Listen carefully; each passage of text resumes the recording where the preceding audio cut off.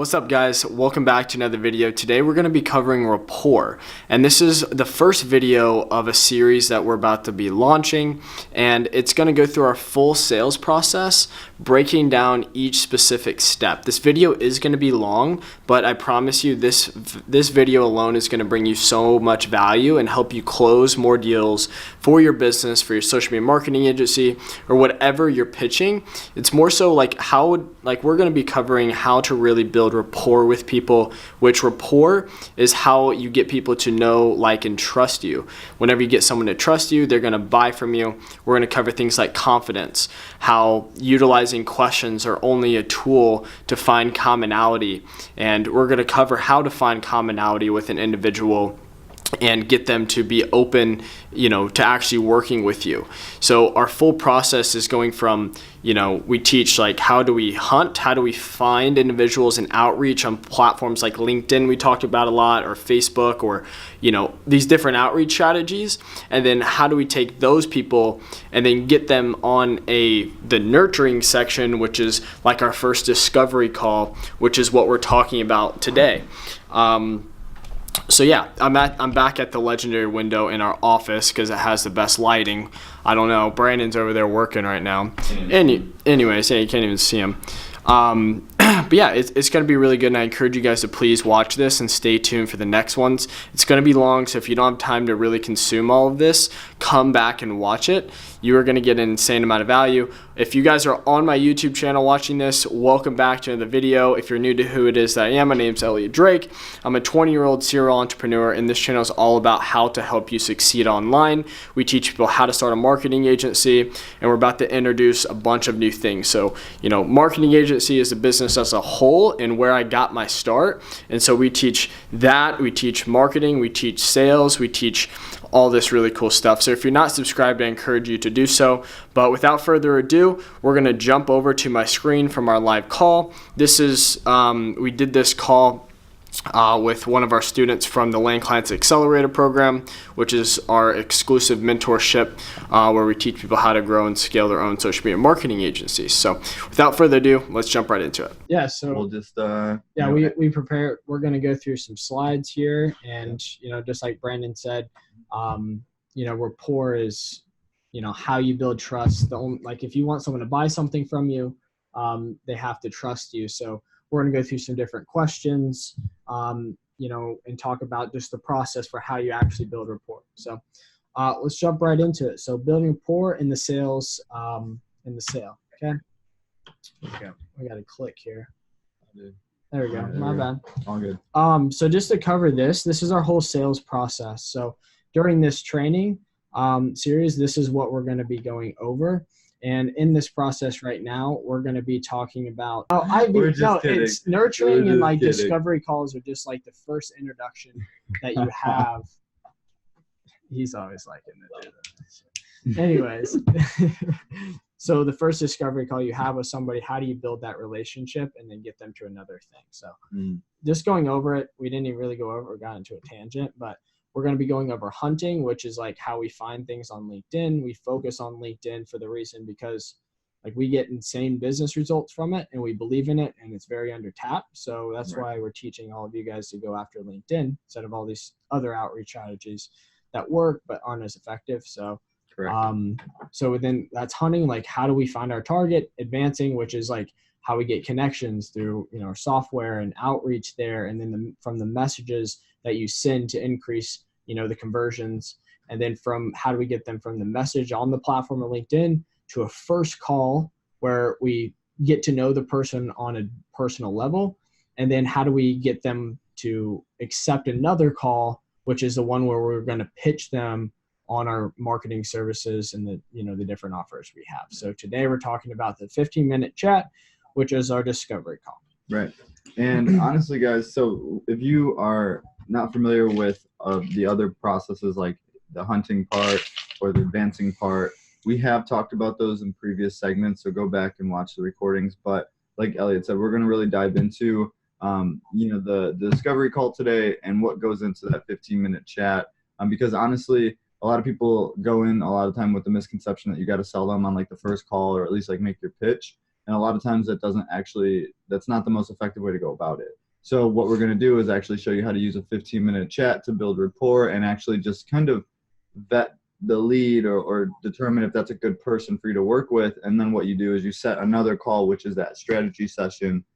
That's when you would, go in and pitch them on exactly what they need, because you find out what they need in this rapport step, which you'll see later. So without further ado, let's dive into it, man. Go for it.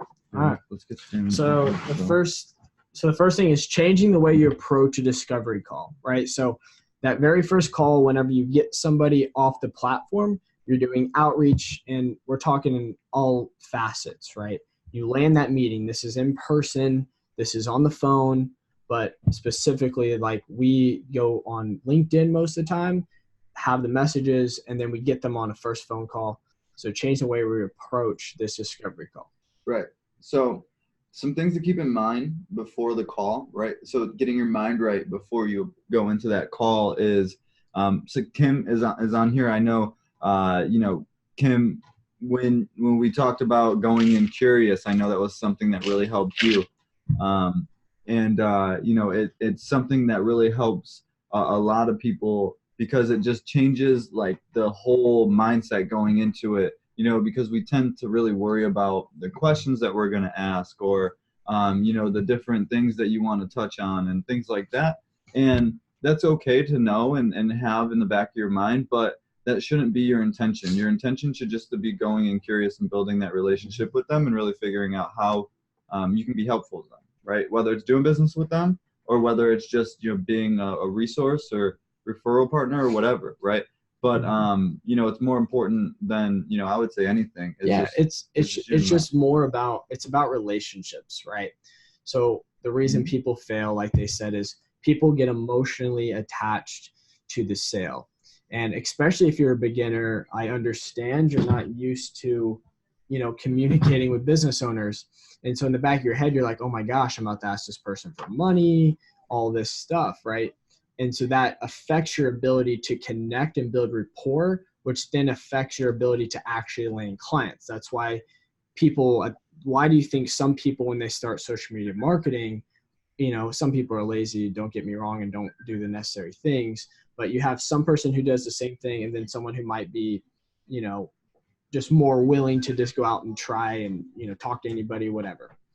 And they land a bunch of clients and other people don't. Long story short is that whenever you're emotionally attached to the sale, when you go into that, it's going to affect everything, and it's not going to let you to build rapport, which is what we're talking about today.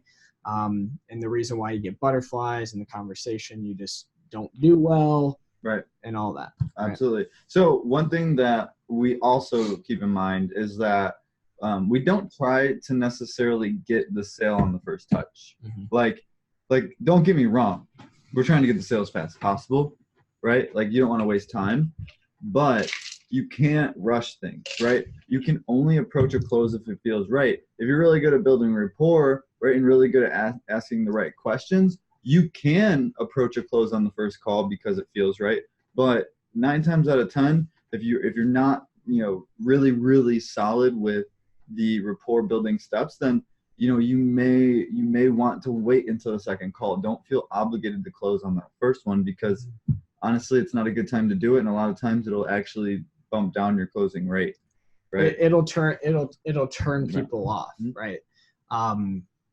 So just like any relationship, like, you're not going to ask a girl, you know what I'm getting there. You're not going to ask them to go home with you on like the first date. Same thing, especially if you're selling to business owners and all this stuff, right? Like, they're seasoned professionals. So build that relationship, and we're about to go into like on the last point, use questions to find commonality, right? Rapport is like, tools are only used as a tool to build rapport, right?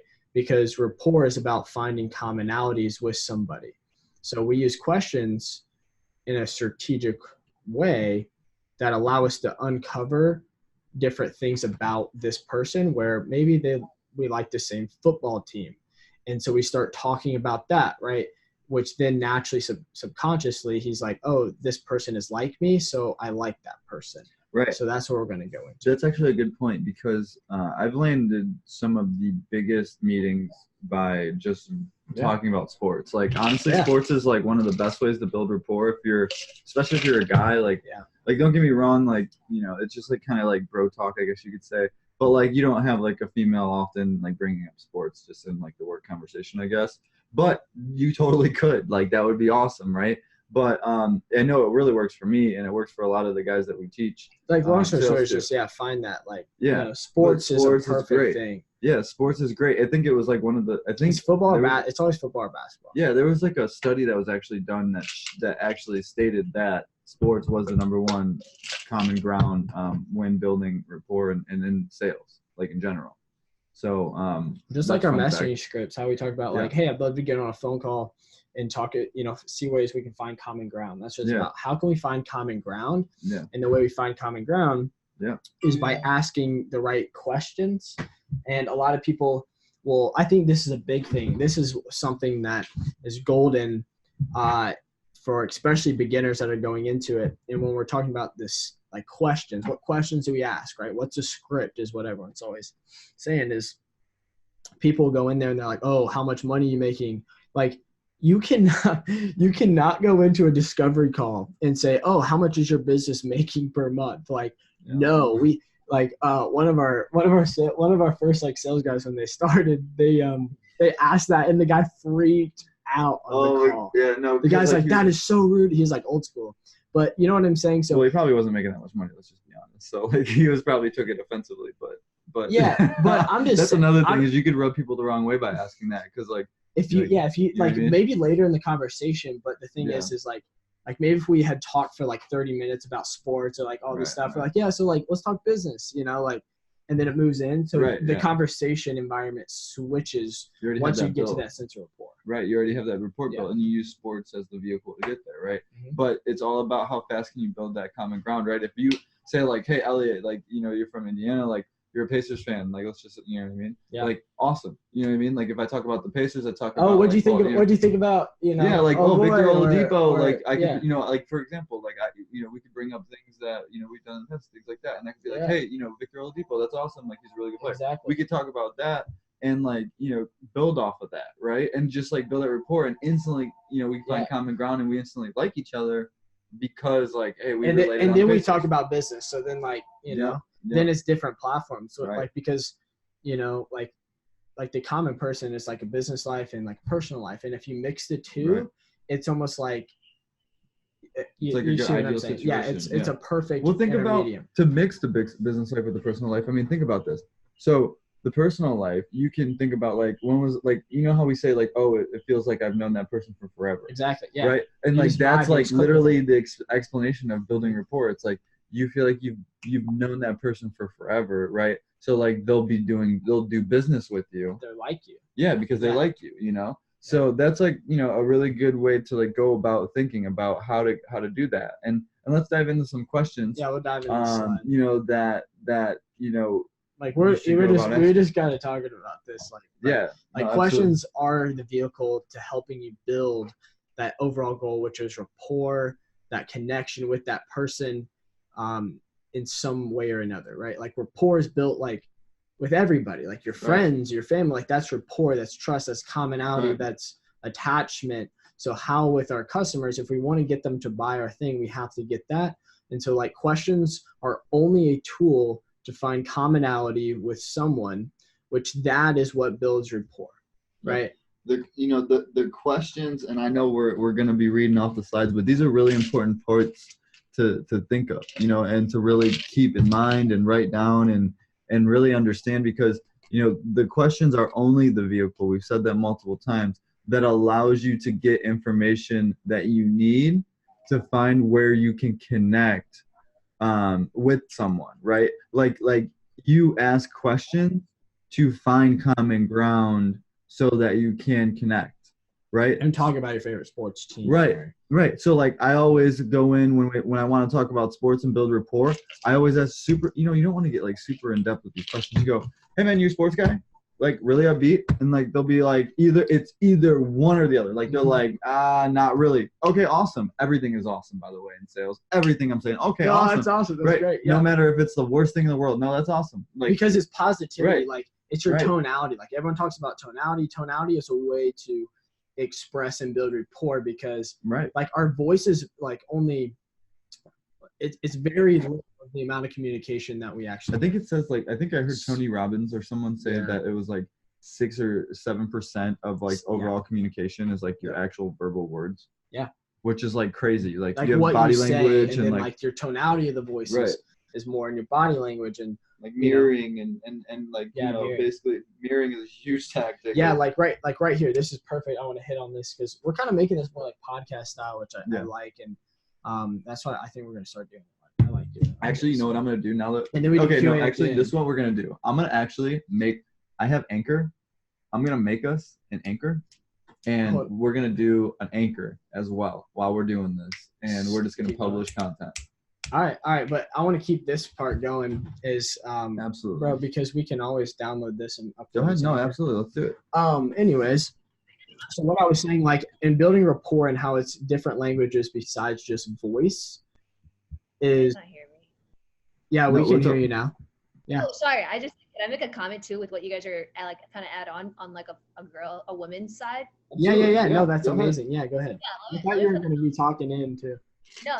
Okay. I wasn't sure if I could like ask questions or anything like that. 'Cause I wrote some down for you guys, but no, for building reports, something that has worked for me. I know you guys are talking about sports, which conveniently I happen to play sports too, so that would be easy for me to talk about. But for someone who isn't sports savvy, I guess, or doesn't know too much about it, like I don't know too much about football, right? I play basketball, but I don't even keep up with it with basketball, NBA and all that stuff. But my boyfriend, he's a really big football fan, and so I mean, I built rapport better with guys than I do girls, which is really weird. Yeah.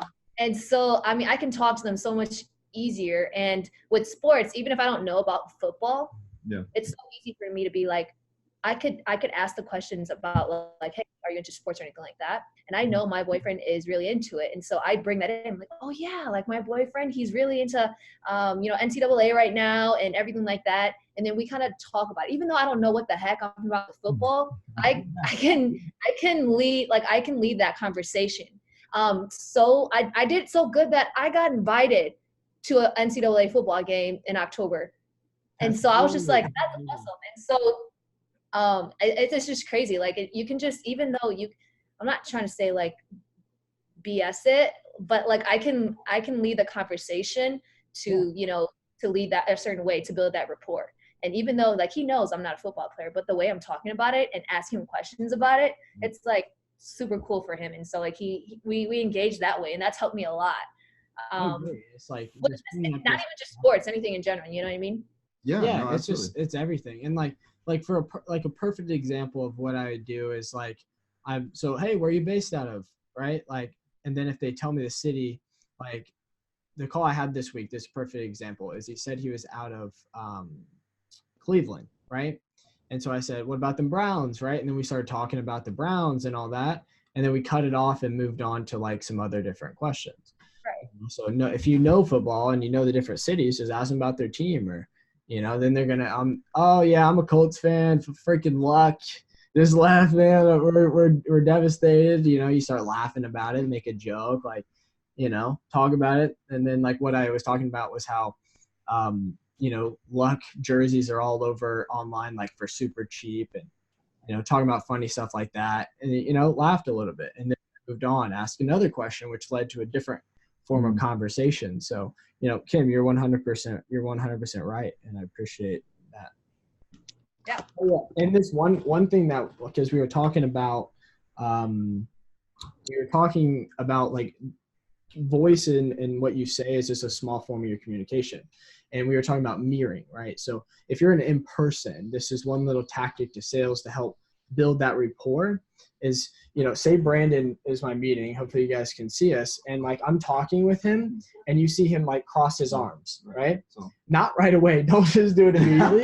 But like, so like I'm talking, right? Brandon had his arm crossed. Right. I'd like finish what I'm saying. It's been like a little bit and I just be like, and I'll just, casually cross it. And then we keep the same form. That like builds rapport. That's some like ninja, like, Yeah, that's some like it really behind the does. scenes, like what a lot of successful people, if you look, especially in negotiations, this is like when this is really key. When you're negotiating, that's when it's really, really key. But it's also in building the rapport as well, is like, you want to use everything at your disposal to build that rapport as fast as you can. And mirroring does that so well. One other thing, which you have to be a little bit cautious of it, normally not right away, but like say you go into a meeting and then like you shake their hand first, right? But then after the meeting, like you have a good talk. And then like when you shake their hand to say, hey, it was great to meet you, I'm going to follow up. When like you shake their hand, like, pat them here or something like that. It like, that's another thing that I've been taught is like that will build rapport. Like, cause like touch in some way or another naturally just builds more rapport. Right. So, right. You can, go in all relationship scenarios, like even for like, you're talking to girls or like guys, like just touch is something that builds that natural rapport. Yeah, and for guys, if you're going and doing that with women, you don't want to necessarily like always like grab them and stuff, right? But like at the same time, like you could like shake their hand, like put your hand on like top like real quickly. There's like some like all kinds of weird stuff. Like this is not like a date. Yeah, no, but like you can do a ton of stuff, but like figure out what you like to do and what feels most comfortable for you. But rapport is honestly one of the biggest things that I think really goes into sales, right? Because like you have all the other aspects. Like everybody can pitch, everybody can like pitch their product, right? You can learn about pitching your product, right? And like that's a really big thing is like, a lot of people, they pitch their product and they can do that really well, right? And like that's something that you learn, right? But then like they go to pitch their product and like, why are these people aren't buying? Like why aren't these people buying from me, right? And like they forget that they're like a salesman, right? Like a lot of times they're like, oh, like, like you're like you can't just go in and like sell because like you're a salesman. Like people are not gonna buy from you because because like naturally there's like that stigma, right? Yeah. So like they know that. So like how do you get through that? Like you got to build rapport with them first. You can't go in and like just like start slinging deals right away. You got to know how to build that. And same thing. And this kind of goes back to like I saw an example because I get people that reach out to me on LinkedIn trying to sell me things. So I like study how they're doing it. And like, as everyone in here knows, our process and our messaging, like we keep it vague and very like, we want that call. Like that call pulls a lot of weight based on the sale. Our messaging and our scripts for, increased conversion rates on LinkedIn. We're not like, hey, we do this, this, and this. Like, would you like to get on a phone? We're like, hey, I'd like to find some common ground, get to know you. And then we get them on the phone. Yeah. And like our targeting does the heavy lifting. Yeah, we know that they're going to need our stuff, but we go into the call, build rapport, and go from there. And long story short is like a perfect way not to build rapport is like I got a message. I checked it today actually on LinkedIn, and some guy like connected with me. I went through and like accepted a bunch of connections just to see like what came through. And their message was horrible. Like, hey, my name is this, this, and this. I see you're doing this. This is the services I can offer you. You want to work with me, like something like very like that. And I just messaged back. I was like, hey man, I'd love to help you work on your like nurturing and like messages, how to like get more clients. he said, he didn't say anything back on it. That's funny. But it's such a big part of the step of the sale. And it's like honestly the first step. So, really, really focus in on just, keeping that common ground relevant, right? And making that like the first objection or objective, I guess you could say, is like really going in with that curiosity to like really find that common ground between you and that person. And how do you do that again? By asking questions, right? As well as going back to like how we preach, like study and do market research on who you're trying to like go after. Right. Because every industry and people have their different language. They have commonalities. Like if you're selling things that are for real estate agents, like hang around some freaking real estate agents. Like they talk in a way and do like some things different people would. So, then for an action item here for everybody, if, you're writing and taking notes is understand who you're going after to begin with, and encouraging conversations with. Right. Figure out what their commonalities are, and then write those down, and maybe learn a little bit about those things, right? Like learn about them and have them on your thing, and just study them. So then, maybe you don't have a lot of things about, or like those things, but just figure out what those are and start adding to them. That's why also learning, and I don't like to read the news or things like that because I think they're negative, but like reading just like articles and like new things that are happening in the business world and things like that just gives you more things to talk about, or sports.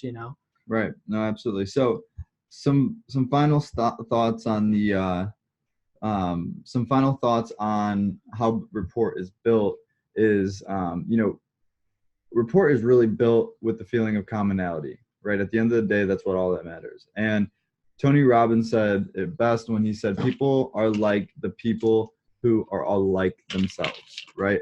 Or who are like how they would like to be, right? So you're going to naturally feel common ground between people that you are like, right? But then you're also going to feel common ground with people that you would like to be, right? Like, or you aspire to be, right? So And an action item. I was just going to add on to that is, I think that's why, like, you see like how like there's that popular kid that has like in high school and stuff that has like all the kids that like are like his little clique, but like he's like the person, right? Or right. like she is like the person, and like they like that person even though they might be like a mean kind of person, and like mean to them, like, you know what I'm saying, and like other people see it, but they follow them and like they trust them because they want to really deep down, they want to be like them, right? That's like some deep stuff, but like that's how it works, That's like, a really good point. Like I've seen so many situations like that. Yeah, it's pretty interesting. Action item. That's a really good point. Steal the action item? No, dude, let's do the action item. So the action item today is I want you guys to think of someone that you really like a lot. For real, let's emphasize this action item exercise here. Say it one more time. I don't think there was enough like. Okay. Boom. All right. All right, guys. Let's do the action item. Let's emphasize it, as Elliot would say. Exclamation marks. Think of someone that you really like a lot, right? And raise your hand, or just think to yourself, if that person is either like you or how you would like to be, right? Like, think about that really quickly. Like is that person like you, how you are now? Is it something you aspire to be, right? Think of someone you really like a lot. Right. Then like think to yourself, like raise your hand. We can't see you, but maybe raise your hand. Look a little weird if you're like in a public place. Yep. Raise your hand if this person is either like you or like how you would like to be. Okay? Right. And then now, right, let's think of the opposite. Now think of something that you don't like, or someone that you don't like, right? Now raise your hand, or just think to yourself if they're not like you, right? Or not like how you want to be, or what you're about, right? And you'll find that that's true as well, and it's really comes down to like your mindset and your thinking, and what you aspire to be like, and what you aspire to surround yourself with. And rapport, really kind of really comes down to, you're really going to feel common ground with people that you're like, or that you aspire to be like, right? And the faster you can either be that person and show that common ground that, hey, I'm like you, or the faster you can show, and this is where a lot of influencers come into play, the faster you can show like, hey, I'm someone that you want to be like, you'll get way more people to, either do business with you, but overall just like connections. Like, you'll find that like the faster you can build rapport with anybody, I mean, it doesn't necessarily have to be in a business setting either. It can be, even friends, right? General, like, that's why they say like you're show me your 5 closest friends and I'll show you like what you are going to look like in 5 years. I think I heard that on Andy Frisella's podcast. Shout out Andy. He's a beast. Shout out. I like his stuff. Shout out 1T. Yeah. And, so it goes with everything, right? It really does. Like rapport, and 5 closest friends are your best friends because you guys are like each other. Right. So guys, I hope that helps with building rapport. And what I want to do now is really open this up for questions. I know we got a couple of people on here. We covered questions. Yeah, we went through a lot of questions. Like I said, just really just asking questions about their personal life. Like, hey, do you have kids? Right? If you have kids, hey, do you like sports? I mentioned one earlier. I say, hey, are you a sports guy?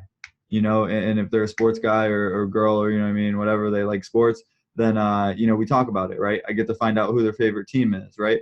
Like things like that, right? Like not business related, not focused around your service, not focused around their business, right? Like actual things that they enjoy doing, right?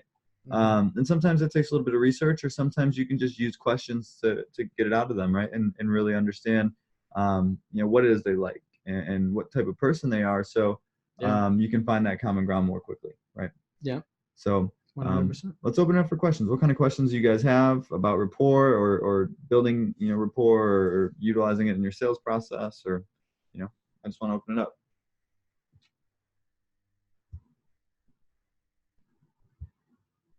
Kim? Give me a sec. I'm thinking for some of the things that I've been encountering and stuff like that, and see how you guys can help me with. I've been doing a lot better with building rapport.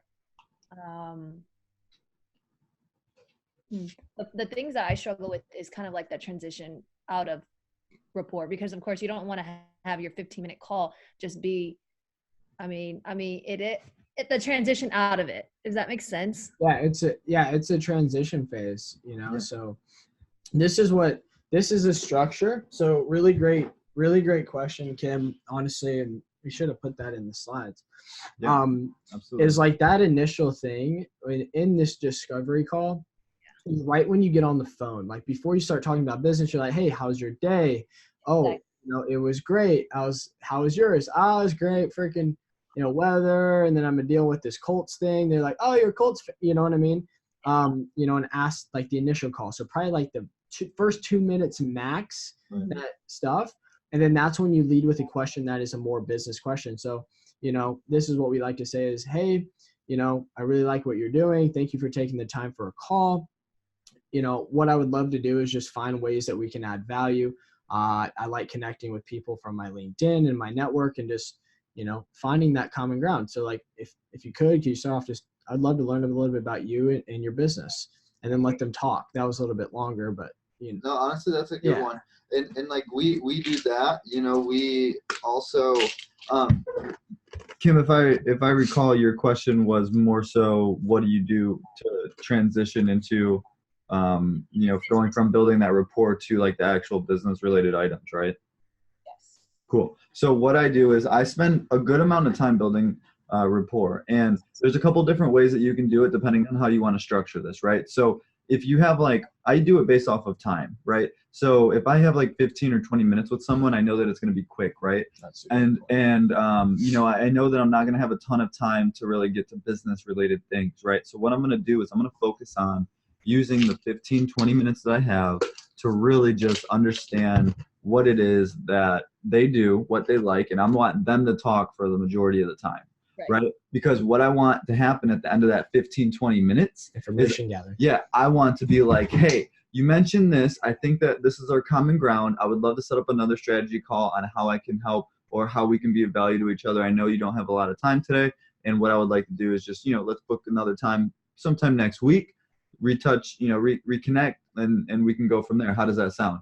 They're gonna feel great. They just went through their whole life story, right? And told me what they like and how they make money. I'm going to ask questions and different things. Like we're going to talk about sports. We're going to talk about all this stuff, right? And they're really going to get to know me, right? And then you can at the end either A, say, hey, this is how I think we can help. Let's schedule another call, right?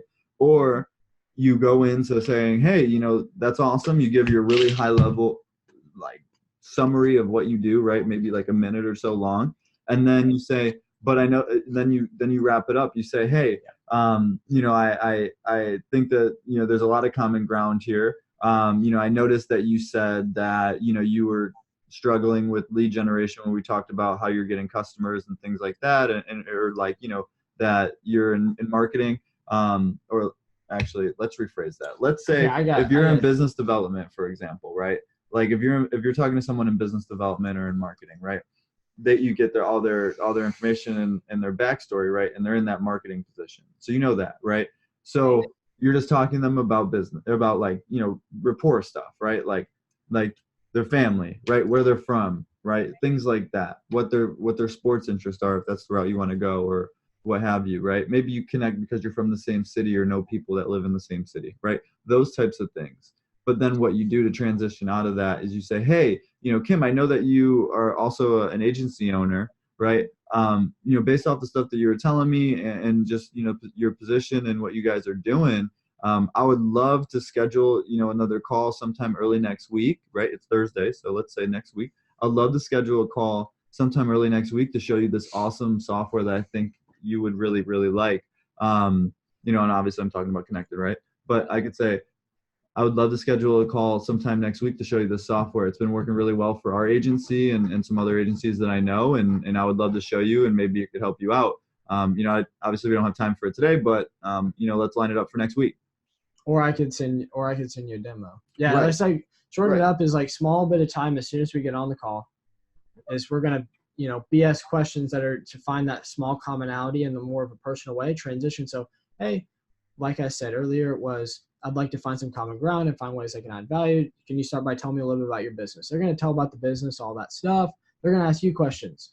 They're going to say, hey, what are you doing? Right. Then we're going to say, yeah, like started as a digital marketing agency, started it, years ago, we merged, and now we're working on this awesome software called Connected. And it's, honestly amazing. The results we've been getting are incredible. Then they're going to be, oh, what does that do? Then you're going to lead into talking about it. Right. And then we'll move on to like some other things about their business. So then one thing to transition out of your asking those questions, whenever you transition, like kind of end it, right?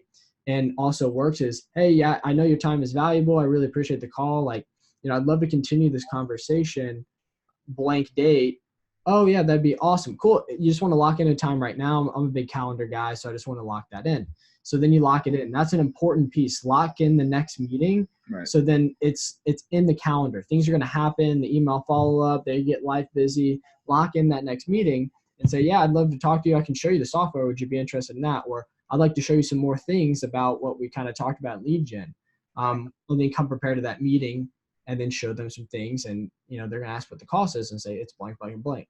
Right. And then we're going to talk about in our next couple of training modules is going to be really talking about the actual close call. So yeah, there might be some more videos in this stage of the call, but does that answer your question, Kim? Yeah, that helps a lot. It's just that initial, like, I'm great at building the rapport part, but it's just that transition of just like, okay, well, we've been talking about for like quite some time now about our commonality, and now like, how do I transition this into business without sounding, too business savvy-ish, or like as if I just talked to them and I don't really care what we talked about, but now I just want to talk about us or me and what I'm trying to do for you, Right. So trying to have that. You want to ask them, sorry, I just want to add this one point. Good. In this series, you're going to see I'm bad at interrupting. What was this? But basically it's just, see, I do that all the time. You forgot, didn't you? I forgot what I was going to say. All right. Go ahead. So what I was talking about was when you're building that rapport, there's two things that I do to really like preface the call. Yeah, that's the right word. Preface. That's it. We're still learning vocab around here. But anyways, no point. But anyways, Kim, what I say is I go, hey, like to Elliot's point, I would say something in the beginning of the call just to really kind of like lay the groundwork of the call. But when I say that, I say, hey, I really don't have too much of an agenda for this call. What I just want to do is learn a little bit more about you, your business, and what you guys do. I'm sure you're wondering a little bit about, the same for us. And so, if you could just start off by, giving us your story, and then I'll go into mine. So, and then we can take it from there. And then they just pick up in the call. Like they just tell me their life story. They really do start telling you their life stories. Yeah. No, seriously. Yeah. I'm just like, well, I didn't even ask about that, but damn, like it seems like you just want me to vent or something. And it's like through them, like venting, quote unquote, like they're just like, wow, like I just really sat there with a stranger and told them about all the things I'm going through or something like that, Yeah. Makes me think. Absolutely. And that's great, right? And then what you do is you kind of just steer that ship, right? and you like, you go in curious, right? But then you also, like, if they bring up work, then you say, like, you use that as like a bridge to a work question, right? So if they bring up work, you could say, hey, that's awesome. So like, what's a big focus? Like something really like easy, no resistance. Like if someone brings up work, a great question that I ask, not to toot my own horn, but I say like, hey, what's a really big focus of your guys's right now? Like what are you guys working on right now? And then they'll go into like their huge like plan for 2019. You know what I mean? Wow, like, that's awesome. Right. That's awesome. And then you go into like, other stuff, right? Love it. Right. And then, right, Kim, this whole time you're taking notes, right? Right. Yeah. So gathering information. then, you're gathering information. Then gathering information to instill self-inflicted pain. Yeah. That's what Sam Muffin says. Yeah. All right, anyways, but no, seriously, what you do is not me. So you do that when you're selling them, like when you're trying to get them to convert. That's definitely something you do because you want to bring up pain points, right? Right. It's natural. So you do want to do that, but when you're on the discovery call, what you do is you use that time to gather data, and then what you do is you set up and tee up another call, right? But so at the end of the time, Kim, you're gonna say, hey, we're close to the end of time today. I don't want to take up too much of your time. But Kim, I noticed that you mentioned, and then you go into what I was telling you earlier. Right? I would say, and then say that what he said, I don't want to take up too much of your time. I really enjoyed this call. Right. I definitely think that there's some things we can do together. Would you be open to having another call maybe later next week? We can set the date where I can show you some of the things that I think we could do for you. Right. Normally for those digital marketing services, us for Connected, like, because we've gotten into selling a software now. Right. And so it's a little bit, we're just like, hey, can we set up a demo? We set the demo and like show them about it for social media marketing services. And we still do this, the same process, but this is right now our big focus. So what we've been really focusing on, you set up a time to where you can show them some examples, what it would look like, where, talk about the website, maybe bring some example ads to the call or things like that. Right. So cool. Well, I think this was a good training. I think this was a good start to this little series. What do you think, Kim? You like this? You got any more questions? I like it. One thing I was noticing when you guys are just talking to me within this call is that you kept saying my name, and like you're making it personalized, like you're talking to me, and that's something I've been doing as well. Whether I'm LinkedIn messaging or having an in-person meeting or anything like that, I really repeat their name to them. I don't know, something about it when that builds rapport. No, that's when you're like being called out, it's just kind of like, oh, okay, like it's nice. Like people, when they hear their name, they're just like, okay. It's double-sided. One, it builds rapport. Two, it helps you remember it. The more you say it, the more you're gonna remember it. True that. That's it. So I always repeat names. If I need to remember a name, I'll be like, "What's your name?" Elliot. What's your name? Wait, tell me your name, Elvis. dude. Jeez. Elvis. Elvis. Nice to meet you. Like I said it twice. Like, you know what I mean? Yeah. Like Elvis. Nice to meet you. Like, oh wow, it's cool name, Elvis. Oh, Elvis. Like the So it's like Elvis. I love Elvis. that Nice guy. to meet you. Right? Like I wouldn't do that though, because I probably get that his whole life, and he's just like, He probably got that his whole life. on my own Elvis. But you get it. Yeah, for sure. And then even when you're ending the message or the call too, it helps a lot. Yeah, Elvis, it was great talking with you. I wish you the best. Let's get on the call so I can sell you some. No, I'm just. Yeah. So I think that's just the only thing that I've been really struggling with within my calls and my meetings, because this week I focused a lot on in-person meetings in Atlanta, which is pretty cool because I usually don't do that. But it's been really nice. And man, you get to talk to some really cool people. Yeah, and the fact awesome. Yeah, it is. And the fact that they like took time out of their day to come meet me, like freaking traffic is insane over here too. And like we're talking. And it's really cool. And I like the in-person meetings. I'd have to say a lot better than the phone calls, but the phone calls are fine as well. But just that transition after the rapport and really setting up that second call, that's the thing that I need to double down on right there. But the thing is, Kim, is also because we're on the topic of in-person meetings, is you can build the trust a lot faster in person. So if you have like an hour and 30-minute long call, you can be building rapport, and then like, you know, through it, you're talking about connected. Hey, I have my laptop. You want to see how it works? And then you just put it out and like show it, you know, build that rapport faster to where like, they're like, so how much would this cost? And you're like, it'll be about, you know, $2,500. You know, like it's normally what it is, or a ballpark. I'd say like, oh, it's normally between $1,000 to $2,500. And then, you know, I mean, if you're interested, I can put together a proposal to take a look and see what it'd be for you. Right. And then, oh yeah, sure. Then you're in the mode of like, okay, you're giving them a quote. So they got to make that decision. So how do you get them in that decision? You know, how do we position us into the perfect place to have them make the decision, yes or no, if they're going to buy it? Right. I think that pressure is even greater in person. You know how like on the phone calls we talk about like leaving silences. Now that's on the phone call. You're not face to face to that person, but when you put a silence face to face, it's like it gets awkward, and it's just like they feel pressured to say something. It puts them in the seat. Yeah, for sure. You said something, you know, like naturally they're supposed to respond, but they're like. But the thing is, the most important, and I'm glad you talked about that, Kim, is that first person to talk will lose. It's you got to let them be in the phase of, you know, in the sale, like in putting the numbers, thinking about it. But you know, it's not as hard. It's not as like a hard close. It's not like it's more like introducing the price. They're really thinking about it. They're starting to understand. Like, okay, I can make this. Yeah, I can make that happen there.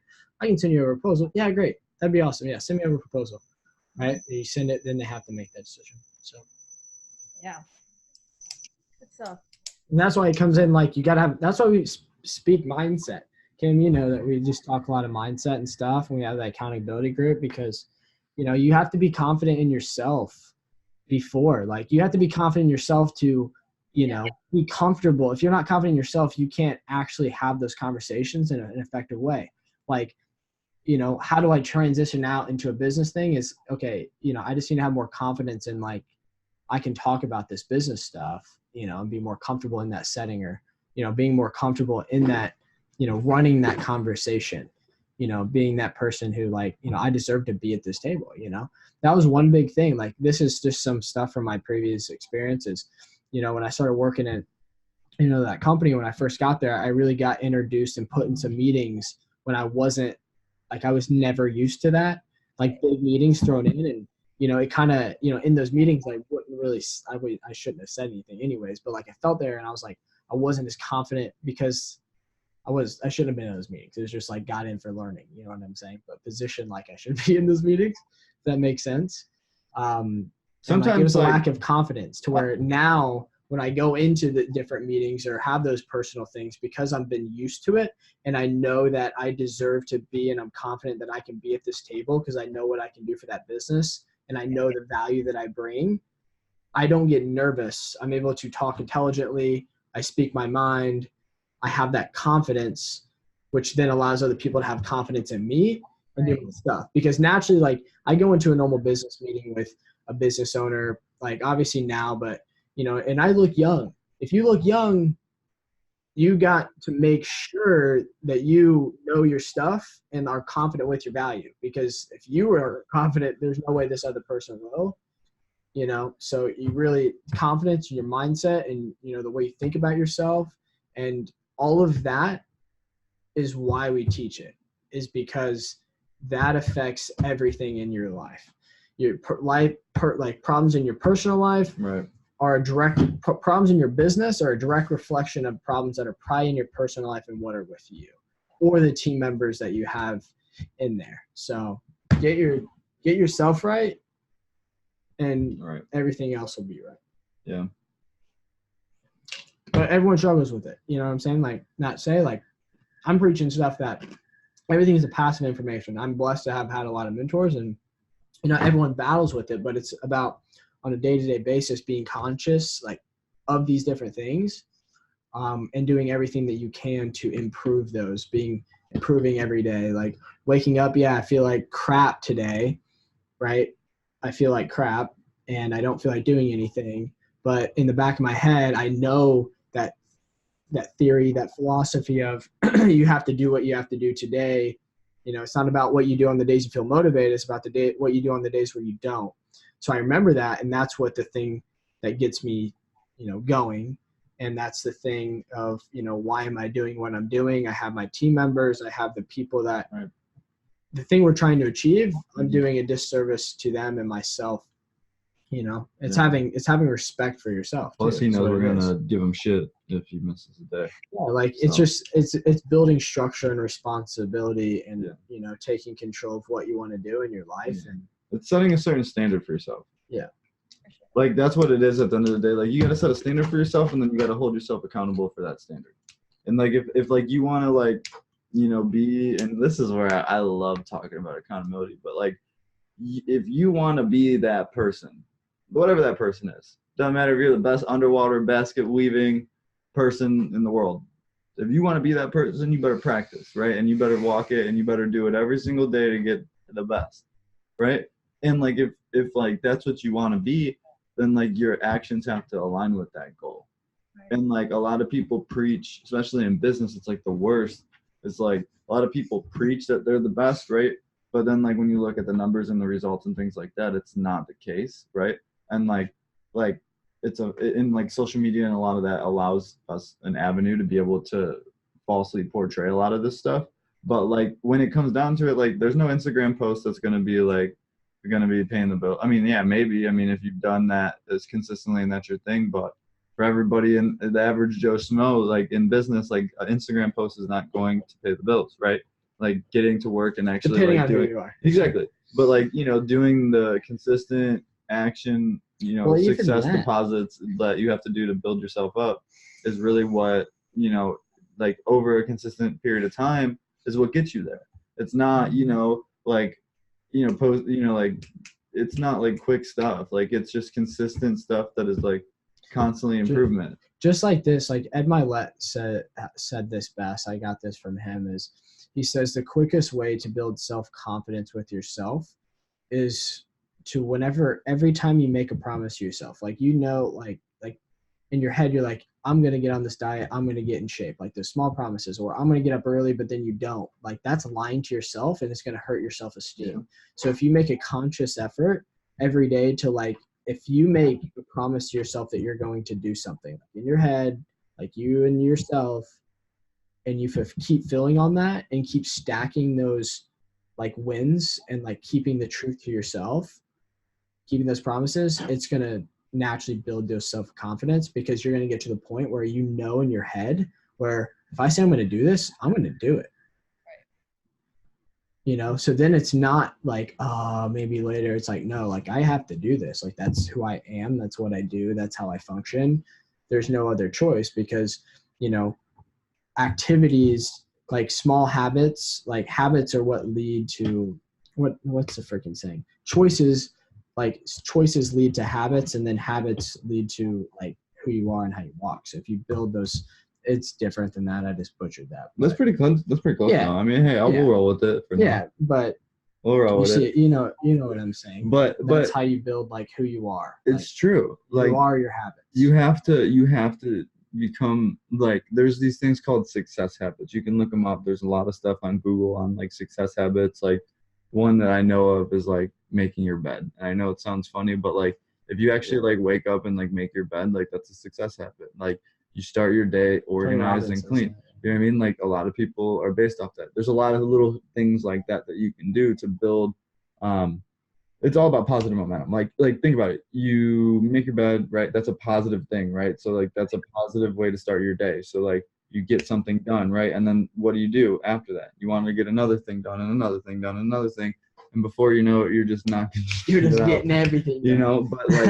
But like if you don't, right? Like let's just say, let's the alternative of that, and play devil's advocate a little bit. Like let's say you don't, make your bed, right? Then your bed's messy, right? So like one, you didn't start doing anything, and like you're coming back to like a messy bed, which is like a messy life in a way, right? You feel like unorganized. You don't feel as confident about like your stuff because it's not your brain's pristine. Using power, thinking about like, shit, I gotta clean this. Right, but I'm just gonna do it. Then right, and like those little things like add up, right? And like if you're messy like with your bed, like I'm not saying that you're gonna be messy in other areas of your life, but I would imagine that like you know, if you're not making your bed, you're probably not making other things in your life too, you know? If you got a messy room, let me see your computer desktop. Is it messy? Right?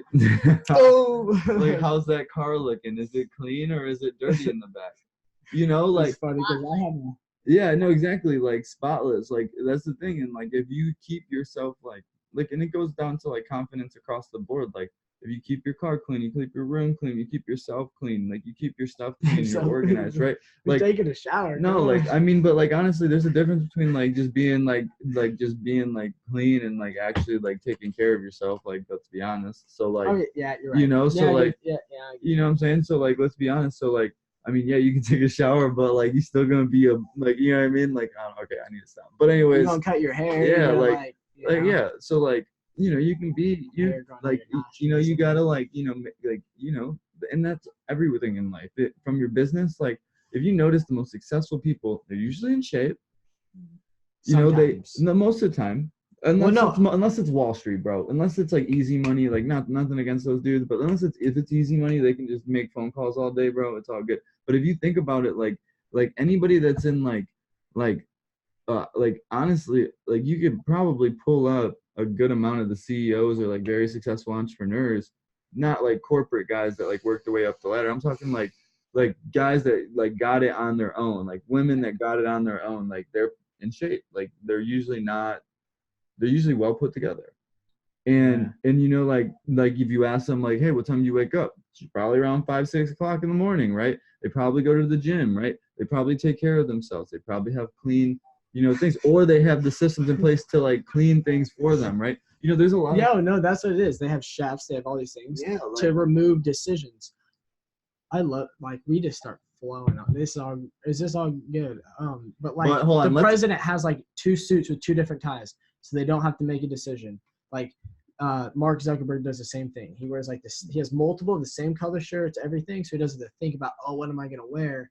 Because most people throughout the day, they put so much mental energy into what the hell they're gonna wear. I gotta and you only have so much mental energy. Yeah, you know what I mean? And then by the time you get to work, you've already had to make freaking 50 decisions where you're just like, dude, I don't even love freaking make a decision on this email. Right, like am I putting cream in this coffee or not? Like, am I wearing these shoes or those shoes? Like, am I, you know, and like, don't get me wrong, we all do it, but like, go ahead. Yeah, one other thing is like I'm messing with Brandon.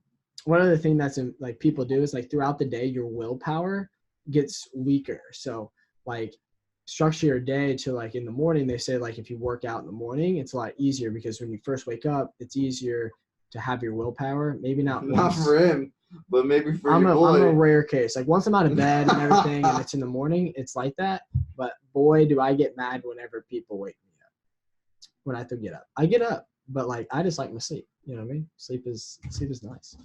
Anyways, you know, structure your day to where you don't have to make those hard decisions later in the day. You can make them earlier in the day.